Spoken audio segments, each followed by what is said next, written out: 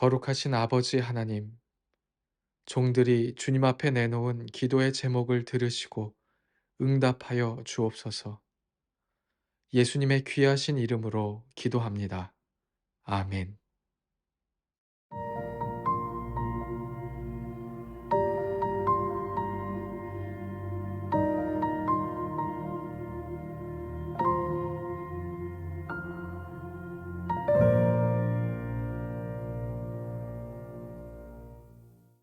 횃불에와 함께 하시는 목사님, 사모님, 선교사님, 사역자 여러분 안녕하세요.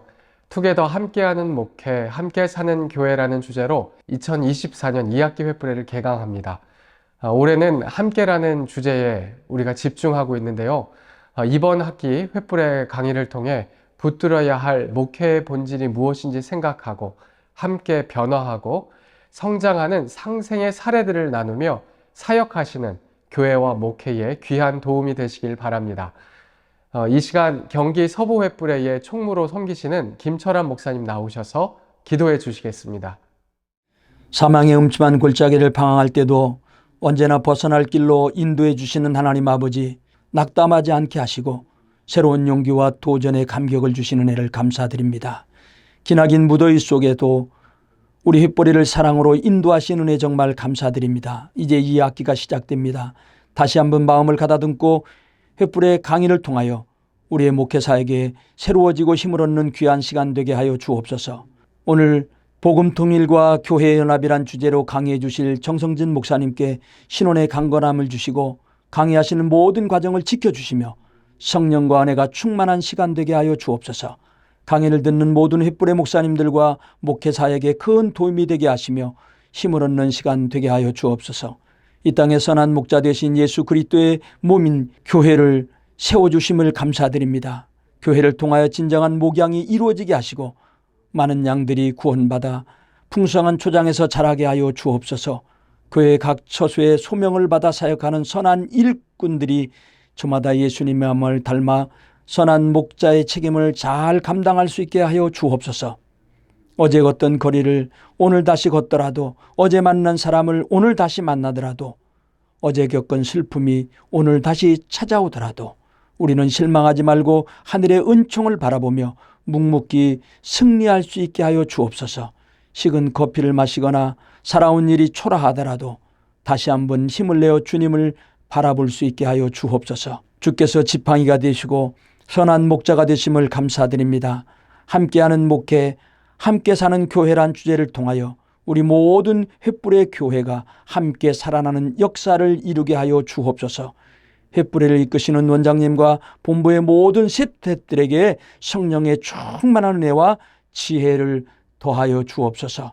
우리 횃불의 모든 회원들은 하나님의 말씀 안에서 힘들고 어려워도 목회사에게 최선을 다할 때 좋은 결과가 있을 것을 믿고 힘을 내어 이번 2학기 강의를 시간 잘 들으시고 목회사에게 큰 힘과 보람이 될 수 있도록 기도하며 준비하여 큰 은혜의 시간이 되게 하여 주옵소서. 강의하는 모든 강사님들과 사역지에서 열심을 다하는 우리 횃불의 회원들에게 성령의 충만한 은혜의 시간 되게 하여 주옵소서. 예수님의 이름으로 기도 올리옵나이다. 아멘. 강의를 시작하기 전에 중요한 영상을 시청하려 합니다. 바로 횃불 재단의 소개 영상인데요. 재단의 역사와 현재의 사역, 앞으로의 비전을 나누는 영상입니다. 횃불 재단과 함께 기도하는 마음으로 영상을 시청해 주세요. 감사합니다. 한 치 앞도 알 수 없는 칠흑 같은 어둠 속 자신의 몸을 사르며 세상을 밝히는 작은 소망의 불꽃. 이 빛마저 사그라들면 또다시 혼돈과 암흑으로 빠져들게 될 영혼들. 이들을 향한 구령의 작은 불씨를 모아 결코 꺼지지 않는 희망의 횃불을 피워낸 이들이 있습니다. 40여 년 전 작은 골방에서 서로의 손을 맞잡고 나라와 민족을 위해 부르짖던 기도의 불꽃은 횃불재단의 모퉁이 돌이 되어 하나님의 사랑으로 세상을 가득 채워나갈 수 있었습니다. 복음으로 이웃과 세상을 섬기는 선교적 교회를 향한 소망은 한국 교회를 아울러 전 세계 그리스도인들의 연합을 이루며 건강한 영적 리더들을 세워가는 횃불회로 그 발자취를 이어왔습니다.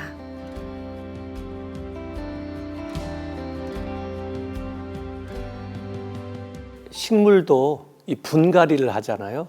어느 정도 자라게 되면은 화분을 또 흙을 갈아주면서 거기에 적합하게 더 성장할 수 있도록 해주는데, 우리가 신학교에서 교육받은 이후에 이렇다 할 그런 목회자 그 연장 교육이 없는 그 시대에 횃불회가 그 역할을 전국적으로 잘 감당을 해왔고, 서울 횃불회에 속한 그 우리 동역자들이 대개는 좀 작은 교회 사역하시는 목회자들이십니다. 어떤 면에서 보면 위로가 필요하고요, 또 어떤 격려가 필요하고 다시 재충전되고 목회를 할 수 있는 그런 힘을 얻었다고 하는 분들의 그 이야기를 들을 때 그 보람 있죠. 우리 횃불회가 대단한 것은 대한민국 최초로 목사님들을 대상으로 한 이렇게 모임, 훈련, 교육 모임이었다는 것이 아주 강점이었고요.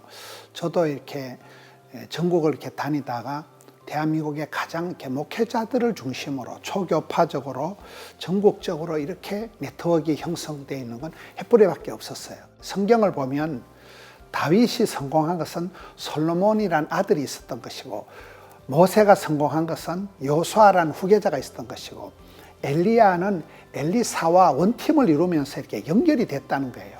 바울의 사역은 디모데라는 믿음의 아들이 있었듯이 우리 횃불에도 이형자 원장님이 오랫동안 해오신 이것을 지금 유성년 원장님이 이어받아서 횃불회가 이렇게 이어지는 세대를 뛰어넘어서 유성년 원장님 때 전혀 새로운 차원에서 이어지는 연결점이 있는 그런 횃불회 사역이 되면 이 대한민국 교계에도 큰 소망이 된다고 봅니다.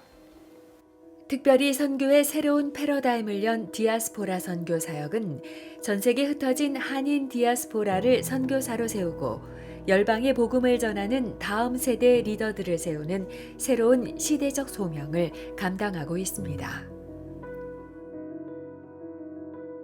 저를 비롯하여 지금 세계에 흩어져 있는 디아스포라, 한민족 디아스포라가 한 750만 명 된다고 하는데, 그분들의 믿는 그 퍼센테지는 한국보다 높아요.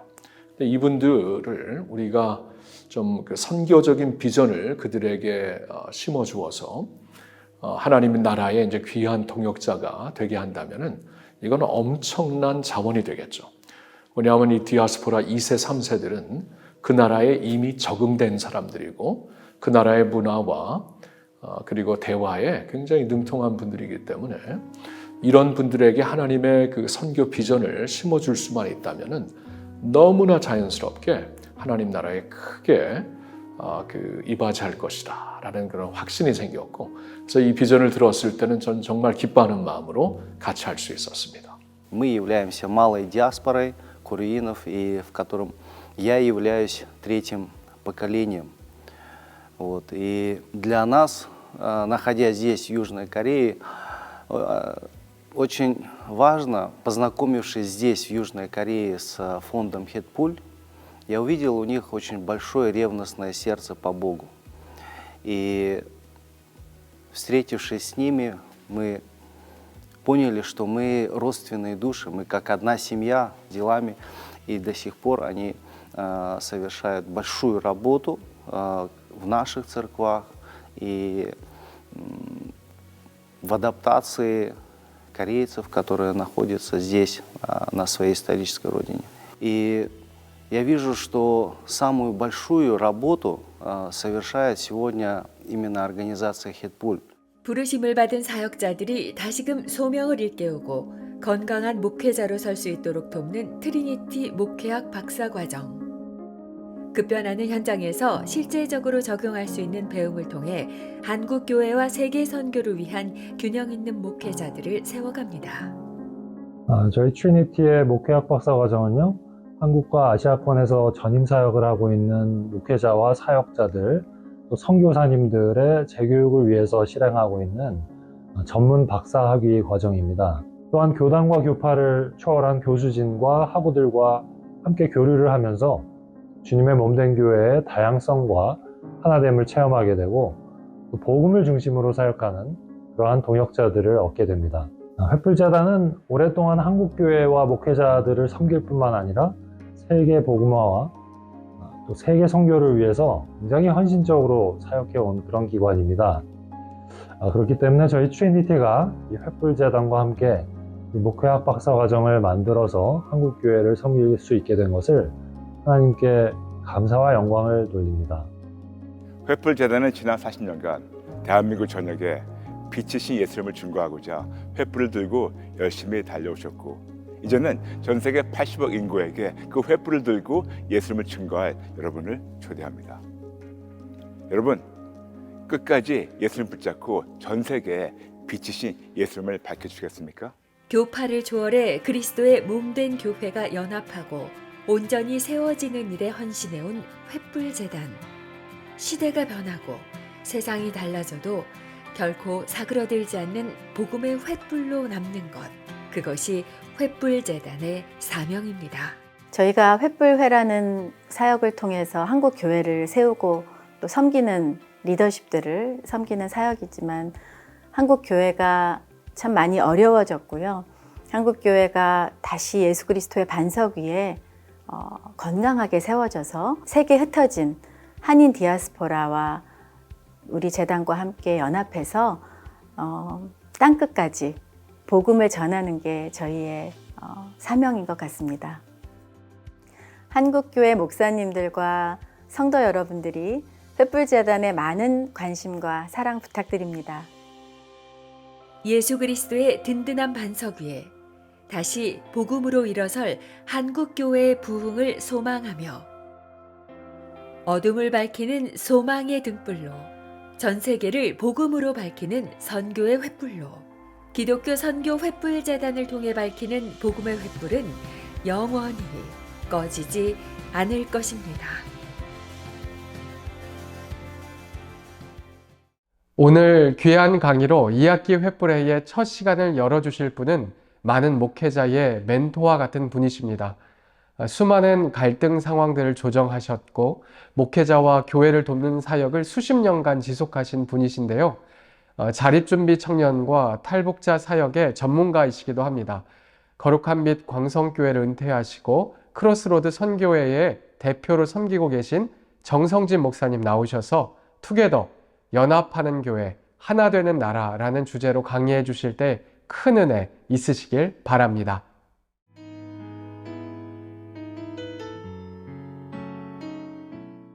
하나님 나라를 위해 애쓰시는 국내외의 목사님, 사모님, 선교사님들 반갑습니다.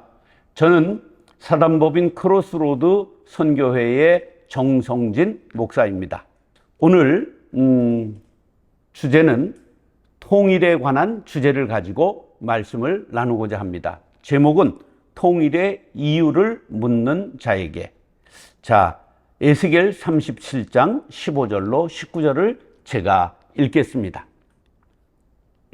여호와의 말씀이 또 내게 임하여 이르시되 인자야 너는 막대기 하나를 가져다가 그 위에 유다와 그 짝 이스라엘 자손이라 쓰고 또 다른 막대기 하나를 가지고 그 위에 에브라임의 막대기 곧 요셉과 그 짝 이스라엘 온 족속이라 쓰고 그 막대기들을 서로 합하여 하나가 되게 하라. 네 손에서 둘이 하나가 되리라. 네 민족이 네게 말하여 이르기를 이것이 무슨 뜻인지 우리에게 말하지 아니하겠느냐 하거든 너는 곧 이르기를 주 여호와께서 이같이 말씀하시기를 내가 에브라임의 손에 있는 바 요셉과 그 짝 이스라엘 지파들의 막대기를 가져다가 유다의 막대기에 붙여서 한 막대기가 되게 한즉 내 손에서 하나가 되리라 하셨다 하고 아멘. 자, 오늘 본문 18절에 보면 남과 북, 유다와 이스라엘이 하나가 되게 하라 하나님이 말씀하시니까 그러면 왜 하나가 되어야 합니까? 묻는 사람들이 있을 것이다. 그러면 그 사람들에게 분명한 이유를 말해 주라고 에스겔 선지자에게 하나님께서 말씀하고 있습니다. 이것을 우리 대한민국의 상황에 적용시키면 통일을 하자고 얘기를 하면 왜 통일을 굳이 해야 됩니까? 이대로가 좋습니다. 말하는 사람들이 점점 많아지고 꼭 통일을 해야 됩니다. 말하는 사람들이 17%에 불과하다는 그러한 통계가 나오고 있습니다. 그래서 오늘은 통일의 이유를 묻는 자에게 왜 굳이 남과 북이 하나가 되어야 합니까? 묻는 사람들에게 성경적으로 답변할 수 있도록 통일의 이유를 묻는 자에게 그러한 제목으로 말씀을 전하고자 합니다. 자, 그러면 통일을 우리가 이야기하기 전에 먼저 첫 번째 역사를 알아야 합니다. 왜 분단됐는가 하는 역사를 알아야 합니다. 두 번째, 그러면 현재 상황을 알아야 합니다. 왜? 어떻게 할 것인가를 현재 상황을 알아야 방법을 모색하기 때문입니다. 세 번째, 통일을 위해 성경을 알아야 합니다. 왜? 하나님의 뜻은 이대로가 좋은 것인가, 통일이 좋은 것인가를 분명하게 성경을 통해서 보아야 하기 때문입니다. 그러면 첫 번째, 통일을 위해 역사를 알아야 한다. 왜 분단됐는가? 역사를 알아야 합니다. 역사는 한참 거슬러 올라갑니다. 어느 때까지 우리가 분단의 씨앗이 심겨졌느냐 하는 것을 알아야 되는데, 놀랍게도 1894년 동학 농민 전쟁으로 인하여 우리가 분단의 씨앗이 심겼다는 것을 아는 분들이 없습니다. 제가 은퇴 후에 세 가지 중심 사역을 하고 있는데, 첫째는 통일 기도회, 통일을 위한 기도회, 그 주빌리 통일 구국기도회라고 하는 단체를 이끌고 왔습니다. 그래서 통일에 대해 강의도 하고 세미나도 하고 이렇게 연합하는 일에 힘쓰고 기도하는 일에 힘썼기 때문에 통일을 위해 많이 연구를 했습니다.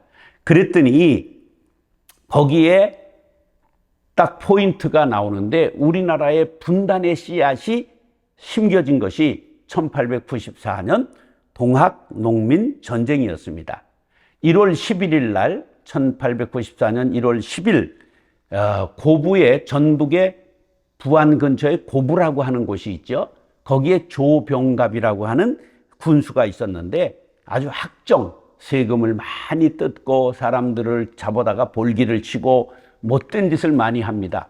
그러니까 농민들이 집단으로 일어나기 시작했는데, 그때 우리나라 역사에 동학이라고 하는 종교가 퍼지고 있었습니다. 그러니까 그쪽에 고부 지역의 동학의 대표가 누구였느냐면 녹두 장군이라고 나중에 별명이 붙은 전봉준입니다. 그래서 동학 접주라고 말하는데 우리로 말하면 아마 목사겠지요. 동학 접주인 전봉준이가 벌기를 했는데, 놀랍게도 3월에는 고창 부안이 봉기를 하고, 그 다음에 4월에 이르러서는 전주성을 동학군들이 점령해 버립니다. 그러니까 관군들이 그냥 전부 무너져 버린 거예요. 얼마나 나라가 무력했으면 농민들이 반란을 일으켰는데 관군이 다 무너지게 된 겁니다. 그런데 5월 2일 날 청나라에서 우리가 너희 나라를 돕겠다, 그리고 청나라 군대가 우리나라에 들어옵니다. 그랬더니 5월 6일 날 나흘 후에 일본군이 왜 니네들이 혼자 조선에 들어오느냐, 우리도 들어오겠다. 그리고 일본군이 들어와서 청나라하고 일본군이 싸우게 된 계기가 된 것입니다. 자, 그런데 일본군들이 얼마나 못된 짓을 했느냐 하면 6월 21일 날 경복궁을 일본군이 점령해 버립니다. 그래서 6월 23일 날 청일 전쟁이 발발합니다. 청나라와 일본이 우리나라에서 전투를 벌이게 된 것이지요. 자, 이렇게 되니까 7월 27일 날 정부에서 이제 갑오 경쟁, 갑오 개혁을 일으켜서 우리나라의 근대화가 시동되는 아주 중요한 역사가 바로 1894년입니다. 그런데 이제 잠깐 그들을 이렇게 달래고 어르고 했지만 그것이 잘 이루어지지 않으니까 8월에 가서 농민들이 재봉기를 했는데 이제 어떻게 되느냐 하면 11월에 가서 농학군이 일본군하고 관군하고 연합한 우금치라고 하는 전투에서 충남 전투에서 패배를 합니다. 그래가지고 이제 전부 장군들, 농민의 장군들이 전부 체포됩니다. 그래서 이제 전봉준, 김계남 이런 분들이 대장들인데 다 체포돼 가지고 손화중 12월 11일까지는 완전 대장들이 전부 체포되고 동학농민 전쟁이 이제 전부 사라지게 된 것입니다. 그래서 이제 본격적인 이 전쟁에서 완전히 청나라가 예상을 깨고 깨졌기 때문에 어떤 일이 일어나느냐 하면 전쟁 후에 1895년 4월 17일 날 시모노세키라고 하는 일본에서 조약을 맺어서 시모노세키 조약이라고 말하는데 대만을 일본이 가져가고 요동반도라고 그러죠. 랴오tung 반도를 일본에게 중국이 내어줍니다. 그리고 조선에는 장관들, 내각이 전부 친일 인사로 세워지는 친일 내각이 들어서면서 본격적으로 일본이 조선을 잡아먹게 된 것입니다. 근데 일본이 아주 못된 짓을 하는데요. 1895년 10월 8일 을미사변, 이게 뭐냐 하면 명성황후가 시해되는 비극적인 사건입니다. 일본의 낭인들, 칼잡이들이 왕궁을 급습해가지고 명성황후 민비를 살해하고 가마니에 둘둘 말아가지고 석유를 뿌려서 불태워 완전히 죄를 만드는 이러한 악한 일을 행하게 됩니다. 그렇게 되니까 그 고종이 벌벌 떨고 나도 죽을까봐 겁을 내다가 1896년 그 다음 해 2월 11일 날 러시아 대사관으로 도망을 갑니다. 이걸 아관 파천이라고 말합니다. 그렇게 되니까 이제 그 허수아비 같은 고종 황제가 이제는 대한제국이라고 조선의 이름을 바꿉니다. 우리도 제국이다. 큰 나라다. 그렇지만 그게 무슨 소용이 있겠습니까? 그래서 러시아가 조선을 돕는다는 명분 아래 군함을 몰고 내려오니까 일본이 그것을 막아서 독도 앞바다에서 해전을 벌였는데 완전히 예상을 깨고 러시아 함대가 전부 두 척이나 구축함이 빠지고 바다에 침몰되고 패배하고 맙니다. 이로 인하여 포츠모스에서 조약을 맺고 이제 러시아가 조선은 일본의 속국인 것을 인정한다. 그렇게 선언을 하게 돼서 1905년 11월 17일 을사보호조약이 맺어지고 우리가 외교권을 박탈당하게 되고 이때 을사오적이라고 이완용, 이준택, 이지용, 박재순, 권중현 이들이 주도해가지고 나라를 팔아먹은 것입니다. 이때의 민영환 장군은 자결을 하게 되고 그리고 이제 이토 히로부미가 통감부를 설치하게 되는 거지요. 자, 그러니까 이제 고종이 나라를 어떻게 살릴까 하다가 1907년 7월 6일 날 저 네덜란드 헤이그에서 만국회의가 열렸습니다. 모든 나라들이 모여서 회의를 하는데다 우리 밀사를 파견했습니다. 이게 헤이그 밀사 사건인데 정사의 이상설, 부사의 이준, 통역관의 이위종 이렇게 파견을 했는데 여기에서 일본이 막아서 그들이 거기서 발언권을 얻지 못하고 실패하게 됩니다. 그렇게 되니까 이준이 호텔에서 자결하는 그러한 사건이 벌어졌고 이 일로 인하여 너 누구 맘대로 특사를 보냈느냐, 밀사를 보냈느냐 그래가지고 고종을 1907년 7월 20일 날 폐위시키고 순순히 말 잘 듣는 순종을 이제 황제로 세웁니다. 그리고 나서 7월 24일에는 정미조약을 맺어서 이제 대한제국의 군대를 해산해서 군인 없는 나라가 되었고 완전 나라를 지도 감독하는 감독으로 이토 히로부미가 들어오게 된 것입니다.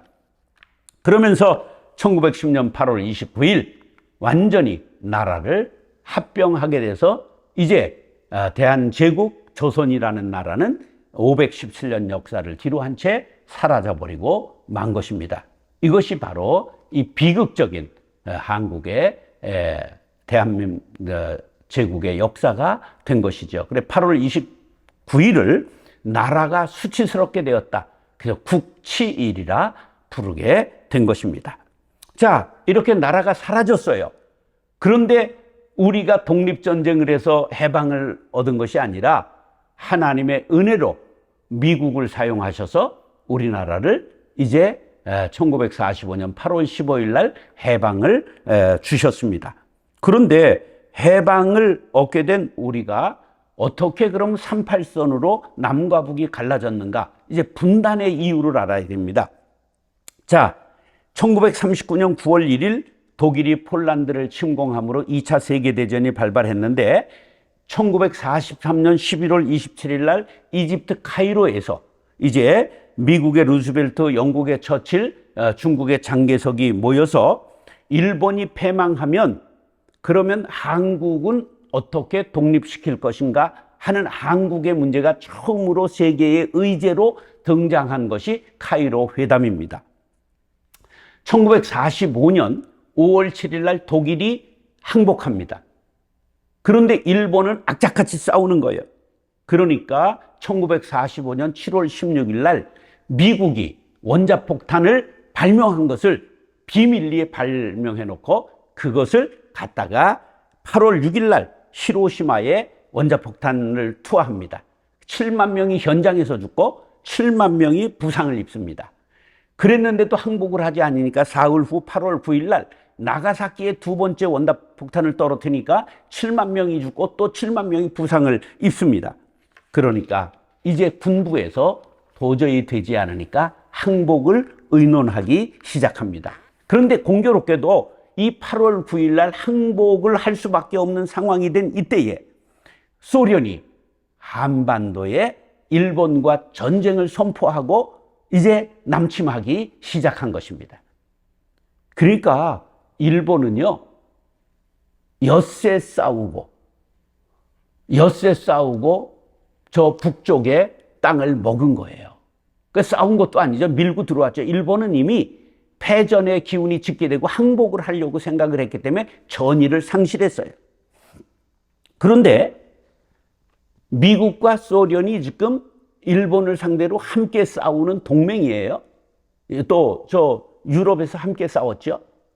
그러니까 이제 오는 것을 놔뒀는데 이 합참본부에서 보니까 조금 더 있으면 혼자 다 먹겠거든. 그러니까 찰스 본 스틸과 딘 러스크라고 하는 합참의 대령 2명이 대한민국 한반도의 지도를 놓고 38선을 긋은 거예요. 그리고서는 8월 12일 날 소련에게 여기까지만 와라. 그래서 동의를 받아내고 투르만 대통령이 14일 날 재가를 하고 15일 날 메가더 장군이 공포했습니다. 그리고 8월 15일 날 해방이 된 것입니다. 그러니까 불과 엿새 싸우고 북한 38선 이북을 점령하게 된 것이지요. 이것이 고착화돼서 오늘날까지 오게 된 비극입니다. 자, 1948년 8월 15일 날 남한은 단독 정부를 수립합니다. 그랬더니 이제 24일 후에 9월 9일 날 조선민주주의 인민공화국을 북한이 설립해서 남과 북의 두 정부가 지금까지 흘러가므로 완전히 두 나라가 이루게 된 것입니다. 그런데 왜 6.25가 일어났는가? 이것은 미국이 오판했기 때문입니다. 여러분들 중요한 역사를 알아야 됩니다. 이거 아무도 몰라요. 1949년 6월 29일 날 주한미군이 철수했습니다. 그리고 8월 29일 날 49년 8월 29일 날 소련이 그렇게도 원했던 원자폭탄을 개발합니다. 소련이 미국을 무서워했어요. 왜 무서워했을까? 원자폭탄 때문에 무서워한 거예요. 근데 8월 29일 날 원자폭탄을 개발에 성공해요. 그래 얼마나 쾌재를 불렀겠어요. 이제 됐다. 그런데 놀랍게도 49년 10월 1일 날 중국이 공산화되었습니다. 그래서 중화인민공화국이 수립된 것입니다. 자, 보세요. 6월 29일 날 한반도에서 미군이 떠났어요. 8월 29일 날 원자폭탄 개발됐어요. 10월 1일 날 중국이 공산화됐어요. 착 마저 들어갔잖아요. 그런데 이것을 중공이 공산화되면서 조선족이 바로 중공군에 5만 명 있었어요. 이 5만 명을 북한군에 편입시켜 줬습니다. 국공내전에 전쟁의 경험이 있는 5만 명의 군인이 북한 인민군에 편입이 된 거예요. 전쟁 준비가 다 무르익었습니다. 그런데 이거를 모르는 미국이 1950년 1월 12일 날 국무부 장관이, 우리로 말하면 국무총리죠, 에치슨이 미국 방위선에서 한반도를 제외시키는 발표를 했습니다. 미국의 방위선은 일본 열도까지로 한다, 이렇게 발표한 거예요. 한국은 아무런 유익이 없다고 생각한 거예요. 그러니까 김일성이가 손뼉을 치면서 스탈린을 찾아가서 우리가 남한을 치겠습니다. 그랬더니 4월 10일 날 소련이 남침을 허가했습니다. 5월 13일 날 베이징을 찾아가서 모택동에게 도와달라고 얘기를 했더니 마오쩌둥이 뭐라고 말했냐면 미국이 참전하면 중공도 참전한다고 동의를 얻었습니다. 이제 완전히 준비가 끝난 후에 6월 25일 새벽 4시에 전선에 걸쳐서 남침을 하게 되어 전쟁을 벌이게 된 것입니다.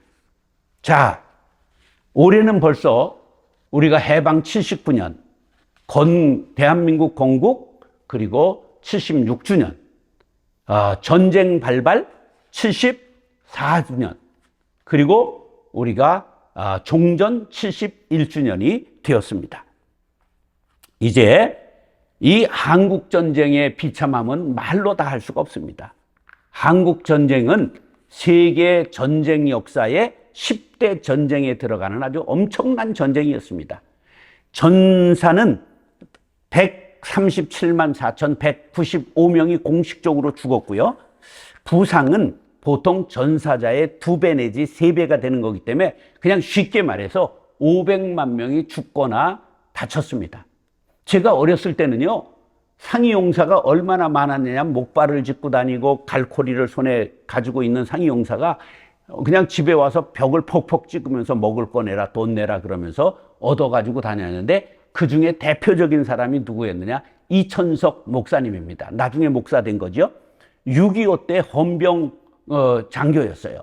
그런데 그가 다리를 끊었지요, 부상으로. 그래가지고 그 기질이 강한 사람이 명동에서, 김두한이의 나와바리에 있었던 명동에서 집집마다 돌아다니면서 가게마다 돌아다니면서 돈 걷고, 근데 김두한이가 저 상이용사니까 내버려둬라. 그래가지고 김두한이 돈까지도 뺏어 먹었던 게 이천석 목사라고, 목사님이 한월산에서 간증하고 설교하는 걸 제가 어려서 학생 때 들었습니다. 이게 바로 우리나라의 비극적인 역사지요. 6.25 전쟁은요, 바로 이게 민주주의와 공산주의 진영의 대리전을, 바로 냉전이라고 그러죠. 이제 그 전쟁을 우리가 이제 덮어 쓴 거예요. 그 다음에 그것이 이제 얼어서 대체한 걸 냉전이라고 부르는데, 바로 지금이 2번째 냉전을 벌이고 있는 때가 된 것입니다. 자, 우리가 이로 인하여 3년 1개월 이틀 1129일을 싸우고, 그리고서는 1953년 7월 27일 날 휴전협정을 했는데, 그것이 이렇게 길게 갈 줄이야 누가 알았겠습니까? 그런데 휴전협정이라는 건 종전이 아닙니다. 전쟁에 숨 고르면서 쉬고 있는 거예요. 언제든지 한편에서 총을 땅 쏘면 다시 전쟁이 재발되는 거예요. 그런데 너무 오래 끌다 보니까 우리가 안전하다 하고 이 통일에 대해 기도하지도 않고 전쟁을 막아주옵소서 기도하지도 않습니다. 여러분들, 안전하다, 안전하다 할 때가 가장 전쟁이 임박한 때인 것을 아시고 이 땅의 평화를 위하여, 복음 통일을 위하여 기도하는 목사님들, 기도하는 선교사님들, 기도하는 사모님들 될 수 있기를 간절히 바랍니다. 자, 역사를 장황하게 말씀드린 이유는 역사를 알아야 우리가 왜 분단됐고, 그러면 분단된 역사를 하나로 합치려면 어떻게 해야 되는가 하는 것을 알기 위해 역사를 말씀드렸습니다. 그러면 이제 현재 상황 두 번째로 말씀을 드린 것, 통일을 위해 현재 상황을 알아야 합니다. 그래 어떻게 할 것인가를 알 수 있기 때문입니다. 자, 지금은 상황은 통일의 노래가 끊어졌습니다. 그리고 통일의 노래가 끊어진 것뿐만 아니라 가장 지금 강대강으로 부닥쳐서 통일의 대화가 남과 북이 완전히 끊어졌습니다. 북한의 김정은인 이제 완전히 대한민국에 대해서 우리는 민족이 아니고 적대 국가라고 얼마 전에 선포했죠. 이제는 가장 위기의 순간을 우리가 맞이하고 맞닥뜨리고 있다는 것을 알아야 됩니다. 자, 그러면 우리 어렸을 땐 누구나 또 통일의 노래를 불렀습니다. 얼마나 통일의 노래를 우리는 어렸을 때 잘 불렀는지 저는 이 노래 아주 잘 부릅니다. 우리의 소원은 통일, 꿈에도 소원은 통일, 이 정성 다해서 통일을 이루자. 이결에 살리는 통일, 이 나라 살리는 통일이어서라, 통일이여라.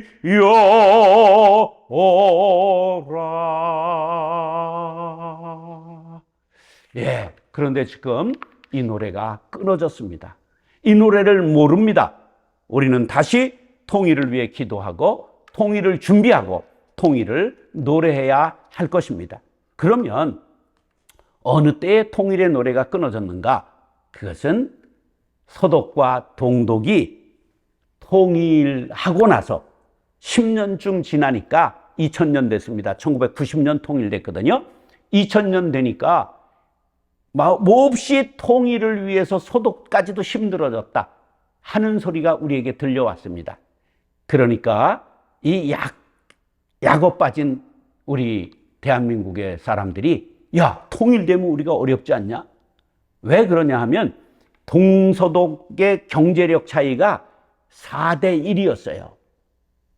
그런데 우리는 지금 몇 대 1인 줄 아십니까? 44대 1입니다. 그러니까 4배 가난했던, 4배 부자였던 나라가 합치니까 저렇게 어려움을 겪는데 44배 차이면 우리도 함께 망한다. 이런 생각을 갖게 된 거예요. 그런 생각하는 것도 정상일 수 있으나 영국의 파르도라고 하는 교수가 이런 책을 썼어요. 세우에서 고래로, 이친 전쟁에서 K-팝까지의 한국, 이런 책에서 2050년 통일이 되기만 하면 한국이 세계에서 미국 다음으로 잘 사는 K2가 된다. 그렇게 이야기를 했습니다. 이게 허언이 아니지요. 왜? 우리가 이렇게 지금 대치되고 어려운 상태에서도 세계 10대 강국이 되지 않았습니까? 자, 반도체, 자동차, 선박, 배터리, 휴대폰, 방탄소년단, K-팝, 영화, 기생충, 문화, 소프트 파워, 경제 문화가 이것을 증명하고 있습니다. 그런데 우리 상황은 이 현실을 모르고 우리 상황을 모른 채 너무 남남 갈등이 심합니다. 그래서 좌우 민주당, 더불어민주당이 더불어 살지 않고 국민의힘이 힘을 못 쓰고 그래가지고 그냥 개싸우듯 싸웁니다. 국회의원 과연 필요한가? 이렇게 반문하는 사람이 많을 정도로 형편없습니다. 그게 왜 그럴까요? 진보는 민족이 우선이고 그 다음에 보수는 국가가 우선입니다. 그러니까 진보에서 우리 민족 하나 되어 조건 없이 도와줘야 된다. 그럼 너희들 빨갱이 아니냐? 이렇게 말합니다. 그리고 이제 보수에서 국가가 우선이다. 우리 국력이 튼튼해야 저들도 말 잘 들으면 돕는 거지 그냥 도우면 되냐? 그러면 너희들은 전쟁하자는 거냐? 또 좌파에서 우파를 몰아붙입니다. 그래서 쓰는 단어가 달라요. 진보에서는 종전 선언 후에 평화의 길을 걷자 이렇게 말합니다. 그러면 우파에서는 핵폭탄은 어떻게 하자는 거냐? 그럼 핵을 우리가 맞자는 거냐? 빨갱이로 빨간 통일을 하자는 거냐? 이런 얘기를 합니다. 그러면서 보수는 뭐라고 그래요? 북핵 해결하고 종전 선언을 해야 된다. 이렇게 얘기를 합니다. 다 맞는 말이에요. 그러나 함께 어우러져야 정답이 되는 것이지 한편 얘기로만은 절대 정답이 될 수 없는 이야기들입니다. 서로를 협치하듯이 바로 협력하고 받아들여서 통합해야 되는 것입니다. 우리 기독교인들이 잘해야 돼요. 우리들이 어떻게 말을 해야 되느냐면 우리는 복음 통일, 전쟁 없이 피 흘림 없는 복음 통일, 자유와 평화 통일을 얘기를 해야 되는 것이지요. 그래서 우린 정답을 가지고 얘기해야 됩니다. 우린 여당도 아니고 야당도 아니고 예수당입니다. 우린 성경적으로 얘기해야 되고 하나님 뜻을 따라야 하는 것이지요. 그럼 통일이 되면 몹시 어려울 것이다. 사실입니다. 그러나 그것이 꼭 어려운 것만은 아닌 것이 통일의 비용이 엄청나게 들어갈 것이라고 예측이 나오는데 제일 많이 통계에 잡힌 것은 뭐냐 하면 미 스탠포드 대의 피터백 연구원에서는 30년간 5,800조 원 들 것이다. 그 다음에 월스트리트 저널에서도 30년간 5,800조가 들어갈 것이다. 삼성경제연구원에서도 뭐 10년간 545조가 들어갈 것이다. 이런 연구들이 있어요. 근데 하여간 그런 것들이 다 우리가 그걸 대신할 수 있는 게 뭐냐 하면 우리나라가 놀랍게도 2024년 전반기까지 우리나라가 군사 5위 대국이에요. 그러니까 군사비가 얼마나 많이 들어가는 걸 알아야 돼요. 북한은 가난해서요, 군사력이 센 것 같지만 군사력 36위에 떨어졌습니다. 그러기 때문에 저들이 싸우면 일주일이면 우리가 저 다 깨부실 수 있어요. 그러니까 핵폭탄을 만들어 놓고 너 죽고 나 죽자 깡패 노릇하는 거예요. 이 정세를 알아야 돼요. 현재 상황을 알아야 된다. 그러니까 통일을 하면 군사 비용이 들어가지 않기 때문에 그 많은 비용 들어가는 것을 상쇄할 수 있고요. 특별히 우리 남남의 갈등 비용이 너무 심각한데 저 북쪽을 바라보는 시각 때문에 좌와 우가 싸우는 거예요. 그래서 통일하게 되면 이 싸움이 줄어들 수 있다고 하는 거죠. 그렇기 때문에 이런 것으로 충분하게 통일의 비용을 우리가 다 댈 수 있다. 긍정적인 마인드를 가지고 연구하면서 나아가야 하는 것입니다. 자, 그러면 우리 그리스도인들은 통일을 대하는 태도가 어떻게 돼야 되느냐? 정부는 정부의 태도가 있습니다. 그런데 우리는 정부에 휘둘리면 안 됩니다. 정치는 정치가들의 견해가 있습니다. 우리는 좌우에 휘둘리면 안 됩니다. 외교부는 정부의 방침 따라 외교 방침이 있습니다. 우리는 4대 강국 외세에 흔들리면 안 됩니다. 군대는 군대의 방식으로 전쟁 준비를 갖춰야 합니다. 군인이 저쪽에서 미사일을 쏘니까 아이고 우리가 맞을 일을 했네요. 죄송합니다. 그럼 그게 군인이겠습니까? 한 방 맞으면 10방 쏠 수 있는 자세가 군대는 있어야 되죠. 그러나 우리는 군인이 아니에요. 우리는 군부에 휘둘리면 안 됩니다. 교회는 언제나 하나님의 뜻대로, 성경 말씀대로, 그리고 예수 정신으로, 하나님 사랑으로 나아가야 될 줄로 믿습니다. 그리스도인들이 좌와 우에 휩쓸리고 그리고 남의 나라 눈치 보면 안 되고 하나님을 바라봐야 될 줄로 믿습니다. 자, 그래서 하나님의 뜻을 따르는 그리스도인, 통일꾼들이 되어야 하는데 통일을 위해서 무엇을 알아야 된다고요? 하나님의 뜻 어디서 찾습니까? 성경에서 찾아야 하는 것입니다. 통일을 위해 성경을 알아야 한다. 마지막 결론적 챕터입니다. 자, 보세요. 하나님의 뜻은 뭔가? 출애굽을 BC 1445년에 합니다. 가나안 정복을 BC 1406년에 합니다. 자, 그래서 이스라엘 왕국이 이제 가는데요. 이스라엘 왕국이 언제 분열되느냐 하면 사울 왕국, 다윗 왕국, 솔로몬 왕국 다음에 솔로몬이 죽고 나자 BC 930년에 분열 왕국이 돼서 북왕국 이스라엘이 10지파, 남왕국 유다 왕국이 두 지파로 갈라지게 되는 것입니다. 그런데 북이스라엘은 BC 930년부터 BC 722년까지 208년간 지속되게 됐는데, 그때 19대 임금까지 가는데 아주 악한 왕들이었기 때문에 북에 이제 아수르에게 멸망당하게 되는 것입니다. 그런데 아수르는 어떤 정책을 썼느냐 하면 포로 정책을 쓴 것이 아니라 동화 정책을 썼습니다. 그래서 자기 민족을 갖다가 심어서 거기에서 이제 혼혈이 생기게 된 게, 그 혼혈족이 누구냐? 그것이 사마리아 족속이 된 것입니다.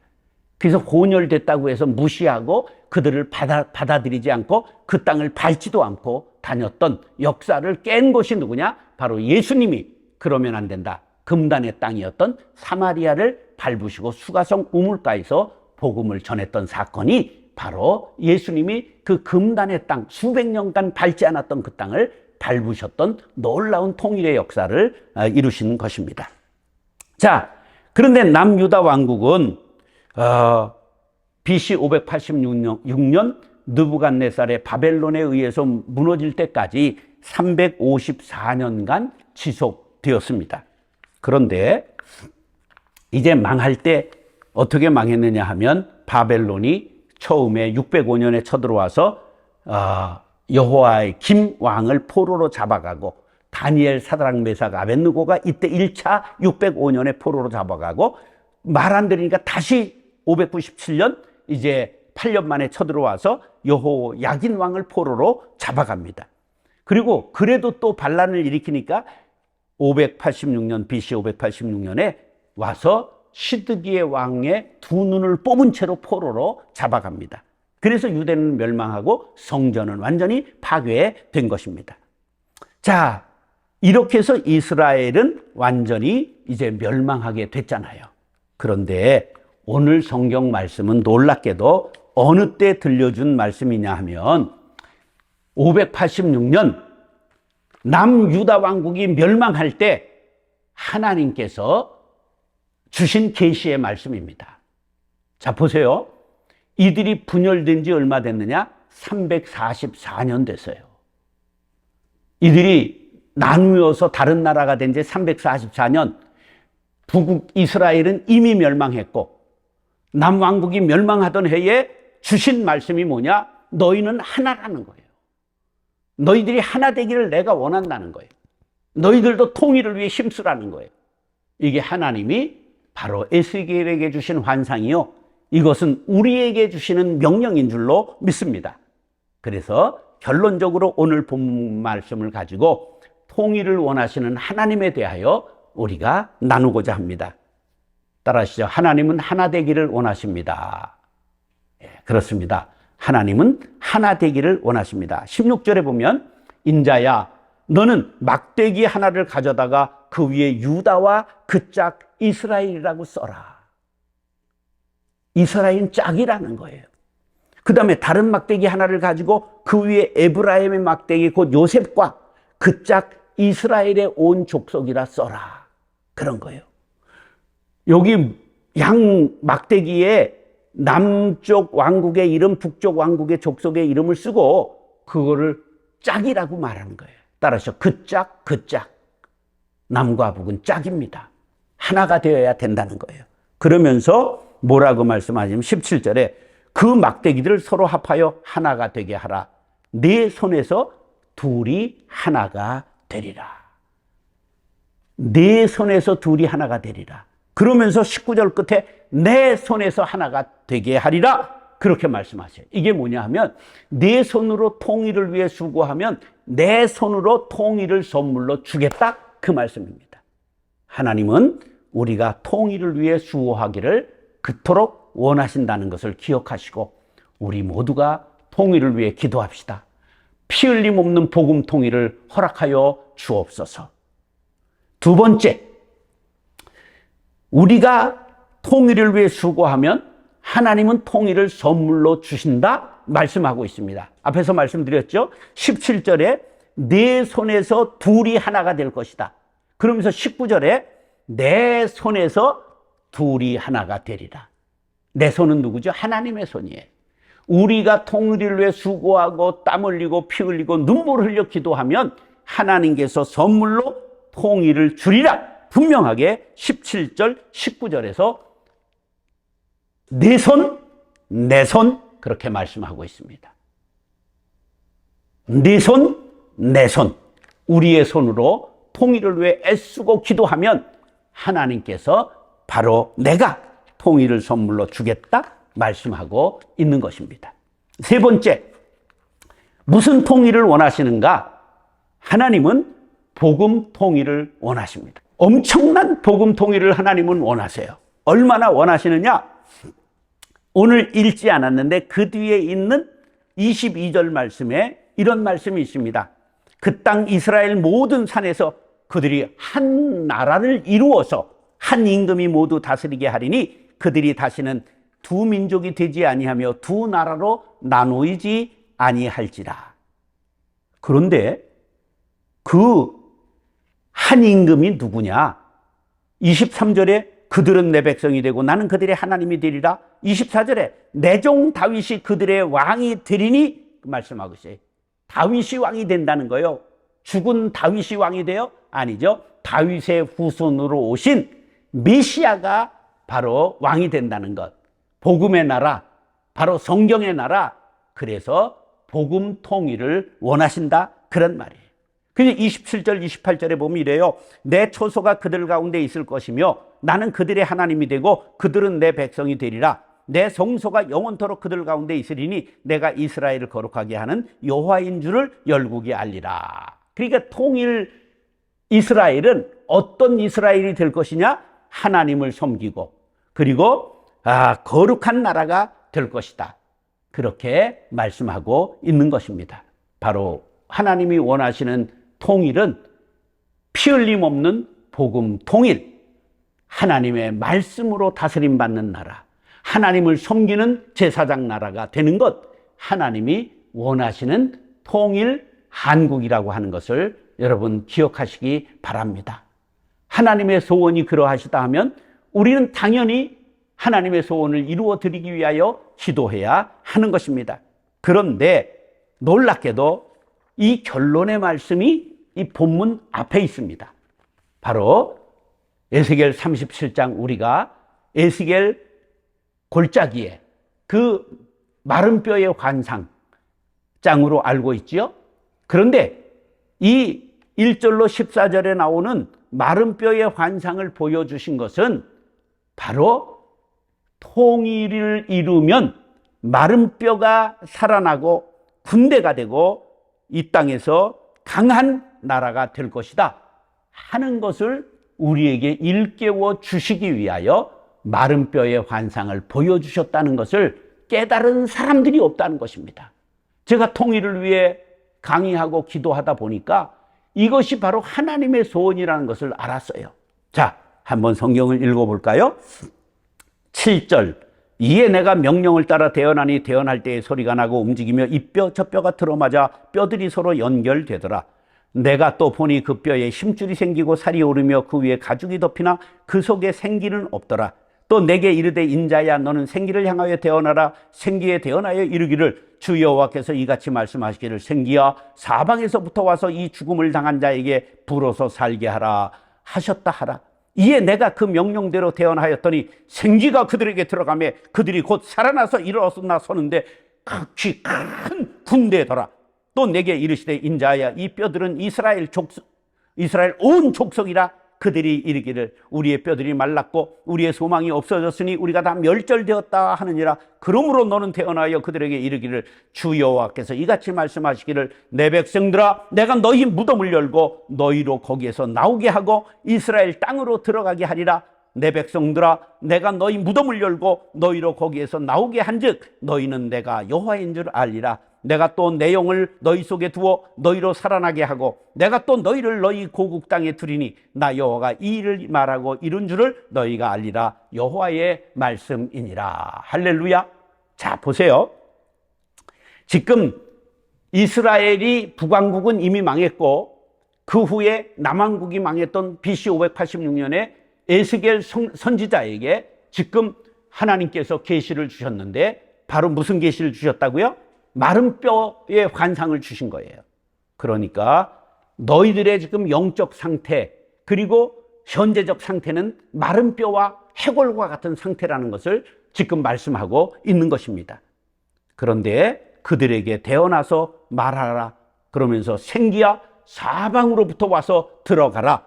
그러니까 이제 마른 뼈들이 생기를 얻고 그것이 척척척척 맞아 들어가더니 그들이 군대를 이루었다. 이렇게 말하는 거예요. 근데 그러면서 뭐라고 했어요? 내 백성들아 너희 무덤을 열고 너희로 거기에서 나오게 하고 이스라엘 땅으로 들어가게 하리라. 이것은 그들이 포로에서 돌아오게 하실 것을 보여주신 환상입니다. 우리가 통일의 날을 맞이하면 이 땅이 약소 국가가 아니라 강대 국가요. 통일을 이루게 되면 이 나라가 이제는 복음을 세계에 전하는 의의 제사장 나라가 될 수 있다는 사실을 이 성경이 예언하고 있는 것입니다. 여러분, 희망을 노래합시다. 우리는 분단국가, 약소국가, 전쟁의 위험을 늘 주니며 이 불안에 떨고 사는 나라가 아니라 세계의 평화를 수출하고 세계의 복음을 수출하고 우리가 이제 의의 제사장 나라가 되어 이 세상에 주여 성경을, 복음을, 예수를 증거하는 복음의 대국이 될 수 있다는 사실을 믿으시기 바랍니다. 어느 때 그렇게 된다고요? 바로 통일을 이룰 때 그렇게 될 수 있다는 사실을 꼭 기억하시기 바랍니다. 그러면 반드시 하나님께서 우리나라를 세계의 G2 강국으로 세우시고 우리나라를 복음의 나라로 복음의 대국으로 사용해 주실 줄 믿습니다. 여러분 함께 우리 통일을 위해 손에 손을 잡고 힘찬 대오를 이루고 전진할 수 있게 되기를 바랍니다.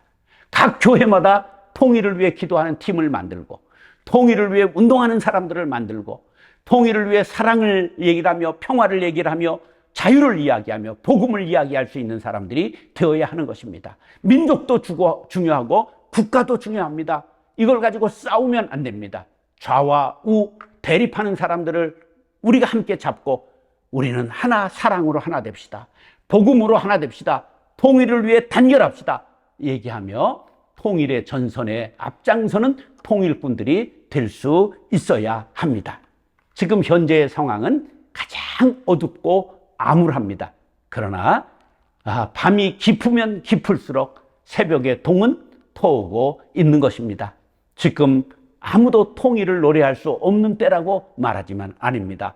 이때가 통일을 위해 기도해야 할 때이며 통일을 노래해야 할 적시라고 하는 사실입니다. 하나님이 감동하시면 가장 캄캄한 BC 586년 남과 북이 완전히 멸절되고 강대국 바벨론에게 포로가 되어 가던 그때에 에스겔에게 환상을 보여주시고 계시를 주신 하나님께서 이때에 너희들이 기도하라, 너희들이 이때에 통일을 노래하라, 너희들이 이때에 통일을 위해 사랑으로 손잡으라고 우리에게 깨우침을 주고 계십니다. G때 4대 강국은 우리들에게 통일을 줄 수 있는 나라가 아닙니다. 지금은 우크라이나 전쟁으로 인하여 러시아가 어려움을 겪으며 북한의 포탄이 그 오래된 것들이 묵은 것이 있는데 그거를 얻어가기 위하여 미사일 기술, 인공위성 위성의 기술을 주면서 그 포탄을 전부 얻어갔습니다. 그래서 관계가 좀 멀었었는데 굉장히 가까워졌습니다. 그래서 지금은 다시 북한과 중국과 러시아가 하나로 합하고 있습니다. 중국과는 당연히 군사 동맹을 맺고 있습니다. 김정은이가 죽으면 북한이 우리께 될 수가 없습니다. 우리는 별도의 유엔에 가입한 다른 나라이기 때문에 한 발도 디딜 수가 없습니다. 그러나 전쟁이 나거나 저쪽에 변란이 일어나면 중국은 동맹 국가이기 때문에 자동적으로 개입할 수 있는 조약을 맺고 있습니다. 이번에 러시아도 그것에 준하는 조약을 맺었습니다. 그래서 셋이 똘똘 뭉치게 되었습니다. 그런데 우리는 미국하고 동맹을 맺고 있기 때문에 미국만 바라봅니다. 그러니까 미국은 야 일본하고 싸우지 말고 너희들 하나가 돼야 돼. 그러지만 우리는 일본하고 너무 묵은 감정이 많기 때문에 일본하고 동맹 맺는 것은 역적 충격이 되는 것과 같아서 말을 할 수가 없습니다. 우린 기도해야 됩니다. 우리는 미국과 일본과 동맹하는 것이 사는 길이 아니라 하나님과 동맹해야 살게 된다는 사실을 믿으시기 바랍니다. 이 나라는 하나님이 도우셔야 합니다. 여러분들, 우리가 기도의 미사일을 하나님의 앞에 쏘시기 바랍니다. 하나님, 이 나라를 보호하여 주옵소서. 미국이 오판해서 6.25가 일어났습니다. 미국의 정권이 바뀌어도 오판하지 않게 하여 주옵시고, 하나님이 이 나라를 지켜주신다는 사인을 이 민족에게 보여주시옵소서. 먼저 기도하는 사람들, 목사님, 사모님, 선교사님들이 이를 깨닫게 도와주시고, 통일을 위해, 하나님 나라를 위해 우리가 기도하는 애국자들이 되게 하여 주옵소서. 남남의 갈등, 이 모질게 싸우는 여당 야당 불쌍히 여겨 주옵시며, 이들이 정권을 탈취하는 것이 목적이 아니라 이 나라 이 민족이 통일을 이루는 것이 이들의 정치 목적이 되게 하여 주시고, 이 나라가 진정 모두가 하나 되어 통일을 노래함으로 남과 북이 하나 될 뿐만 아니라 이 세계에 복음을 전하는 의의 제사장 나라, 피 흘림 없는 복음 통일을 위하여 인하여 의의 대국이 되는 놀라운 역사가 일어날 수 있게 되기를 간절히 바랍니다. 이를 위해 우리 함께 손잡고 기도하는 통일의 역사를 이루는 통일꾼들, 그리스도인들이 될 수 있기를 예수님의 이름으로 부탁합니다. 2024년 횃불회의 주제가 투게더, 함께하는 목회, 함께 사는 교회입니다. 이 함께를 점점 더 크게 해서 남과 북이 함께, 그리고 나아가 세계가 복음으로 함께하는 세상을 만들어갈 수 있는 일에 중심이 되는 횃불의 회원들이 될 수 있게 되기를 간절히 바랍니다. 우리는 힘쓰고 애써도 안 됩니다. 오직 하나님의 말씀으로, 오직 기도로 되는 줄 믿습니다. 이런 이유는 기도 외에는 나갈 수가 없습니다. 큰 일, 능한 일은 오직 하나님의 영으로만 가능합니다. 우리 모두가 기도로 함께하는 목회, 함께 사는 교회, 투게더의 세상을 만들어갈 수 있게 되기를 축복합니다. 기도하겠습니다. 하나님 아버지, 통일의 이유를 묻는 자들에게 왜 통일을 해야 되는가? 하나님의 말씀으로 답을 할 수 있는 목사님, 사모님, 선교사님들이 되게 하여 주옵시며, 통일을 위해 기도하고 준비하고 노래하게 하여 주옵시며, 우리가 3대 액체 피와 땀과 눈물을 흘려가며 기도함으로 주님이여 이 땅의 복음 통일, 피 흘림 없는 평화 통일이 이루어질 수 있는 날이 속히 오게 하여 주옵소서. 가장 캄캄한 밤에 기도합니다. 하나님, 새벽에 동이 터오는 것을 믿습니다. 이 나라의 통일이 밝아오게 하여 주옵소서. 예수님의 이름으로 축복하며 기도드리옵나이다. 아멘. 귀한 강의에 감사드립니다. 오늘 강의 말씀과 같이 교파와 정치를 넘어서 통일의 문제는 함께 기도하고 풀어야 할 이 땅의 사명이라고 믿습니다.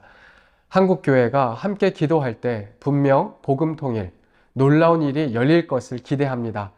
교회가 연합하여 기도하고 한마음을 품는 귀한 시간 되셨길 바랍니다.